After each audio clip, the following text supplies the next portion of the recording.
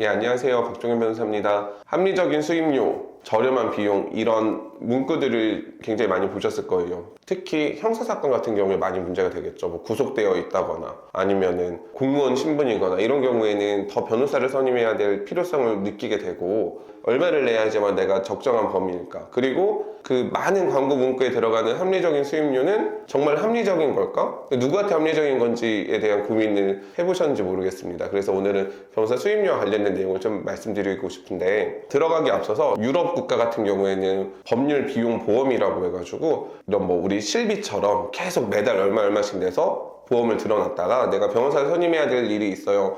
그럼 이 비용으로 변호사 비용을 충당하는, 그렇게 되다 보니까 내가 급하게 어떤 사건들이 생겼을 때 수임료에 대한 좀 고민이 좀 적어지는 경우들도 있고, 근데 우리나라도 이런 걸 운전자 보험에서 좀 많이 하고 있죠. 물론 면책되는 사유들이 있기는 하지만 뭐 변호사 비용, 형사 합의금, 벌금 이런 것들까지 운전자 보험에서 지급되도록 하고 있어서 좀 유사한 형태라고 볼 수 있을 건데, 근데 여기에서 더 나아가서 특히 이제 소액 재판 가면 많이 느껴진단 말이에요. 한 100만 원, 200만 원 가지고 소송을 해요. 큰 사건들 비교했을 때 뭐 몇억, 몇십억, 몇백억 이런 거 비교했을 때는 작은 돈일 수도 있지만, 이것 때문에 법원에 오시는 분들한테는 굉장히 큰 돈이란 말이에요. 뭐 소송을 잘 해서 오면 괜찮지만 판결문을 쓰기 위해서는 꼭 필요한 증거 자료들 같은 게 있어야 되는데, 증거로 제출해야 되는데 증거로 갑의로증, 이요증을 제출하는 방법을 몰라서 참고자료로 내놔요. 그럼 판사님이 설명을 해준단 말이에요. 재판이 길어지고 정당하게 보호받지 못하는 케이스들도 굉장히 많은 것 같아요. 앞으로는 법률비용보험이라고 하는 이 제도가 조금 더 확대되고 넓혀져 간다고 하면 급하게 목돈을 만들어서 변호사 비용 내느라 고생하시는 이런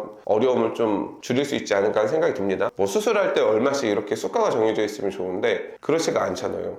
그래서 뭐 나름의 여러 군데 문의해 보시면은 공통되게 나오는 금액들이 있을 거니까 그걸 통해서 알아보시되, 그래서 변호사 선임하실 때 이렇게 얘기하는 곳은 조심을 하셨으면 좋겠다는 생각이 듭니다. 첫 번째는 비용을 구체적으로 작성하지 않는 곳이에요. 초반에 이렇게 금액 제시를 제대로 하지 않는데요. 뭐 예를 들어서 한 200만 원 정도에 시작을 하고 뭐 중간중간에 나가는 비용이 있습니다. 이런 거는 그래요. 뭐 특별히 문제되지 않을 수 있어요. 그런데 뭐 예를 들어서 형사사건 같은 경우에는 변호인 의견서를 쓸 때마다 얼마씩 내는지 이런 계약을 구체적으로 쓰시면 되는데, 이런 걸 안 쓰고 있다가 이번에 접견 갔으니까 뭐 100만 원 주세요. 아니면은 변호인 의견서 한 번 써야 되는데 한 3번 썼으니까 얼마 주세요 라고 하기 시작하게 되면 사건을 맡긴 사람 입장에서는 결국 끌려가지 않을 수가 없어요. 근데 이거는 중고차 허위 매물이랑 좀 비슷할 수 있는 거예요. 너무 싼 물건들은 이게 사기일 가능성이 있었잖아요. 자동차들 보면은 비용이 정해져 있지 않기 때문에 다른 사무실보다 적은 금액이 할 수 있어요. 그런데 이 금액이 과연 내가 1심 재판 끝날 때까지 받는 비용인지, 아니면은 그 중간중간에 발생한 비용이 얼마나 있는지를 좀 계약서에다가, 이 계약서는 보통 변호사 사무실에서 제공하겠지만 가필하지 말라는 법이 없잖아요. 거기에다 꼼꼼하게 더 작성하시고 서로 도장 찍으시면은 나중에 문제가 없습니다. 저희 같은 경우에는 법원에 내야 되는 뭐 인지대, 송달료, 보증료 같은 금액들이 있단 말이에요. 이거를 제가 상담할 때 말씀을 안 드리다 보면은 의뢰인분들이 나는 변호사 비용 다 냈잖아요, 이렇게 충분히 오해할 수도 있겠더라고요. 그래서 처음 상담할 때 이 비용이 발생할 수 있고 이 정도 나올 수가 있어요 라고 안내해 드려야지만 알잖아요. 그렇지 않으면은 왜 분명히 비용을 줬는데 계속 더 달라고 해, 이런 의문을 가질 수가 있어서 저희는 이런 형태로 하고 있어요. 자, 두 번째는 뭐 민사재판 같은 경우에는 상당수의 사건들이 법원의 판결로 나는 경우들도 있지만 사건이 1심에서 끝나게 되는 케이스들이 되게 많고 실제 항소로 넘어가는 사건의 비중은 높진 않단 말이에요. 그런데 우리는 항소심 비용까지 처음부터 내겠다, 받아주겠다 라고 하는 거는 사실 저는 좀 잘 이해가 되진 않아요. 이게 우리가 신급대리 원칙이라는 표현을 쓰기 때문에 1심 따로 약정하고 2심 따로 약정하고 3심 따로 약정하는 건 맞습니다만, 처음 시작할 때부터 나중만 생각해서 약정하실 필요는 없어요. 그리고 잘 따져보시면 비용이 당연히 높을 수밖에 없죠, 1심 하는 비용보다는.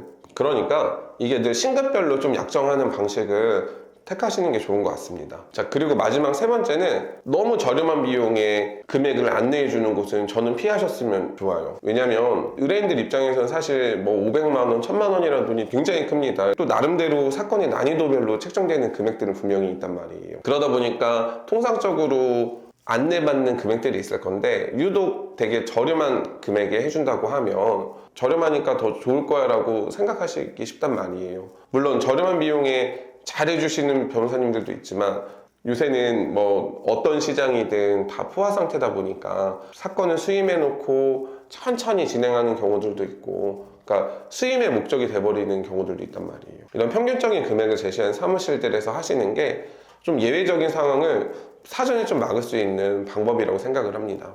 자, 결국 따지고 보면은 변호사 비용이 정해져 있지 않고, 이게 앞에서 얘기 드린 것처럼 누구한테 비용이 부담이 되지 않는다는 건지 합리적인 거에 대한 틀이 무엇인지는 잘 모르겠어요. 변호사 비용은 아마 검색을 해도 금액이 구체적으로 나오지는 않을 건데, 어쨌든 내 사건을 본인 사건처럼 잘 해줄 수 있는 곳에 가셔야 되고, 뭐 소통하는 방법도 필요하고 여러 가지 이유들로 선임을 결정하지만, 이때 가장 중요한 비중을 차지하는 건 전 비용이라고 생각해요. 그래서 비용에 대한 안내가 너무 궁금하다, 그리고 나는 비용을 너무 모르겠어, 그러면 여러 군데 문의해 보세요. 그냥 그 과정에서 비용 문제 때문에 서로 다툼이 있거나 싸우거나 하는 일이 없도록 하는 마음이 좀 영상을 만들어 봤습니다. 자, 이만 마치겠습니다.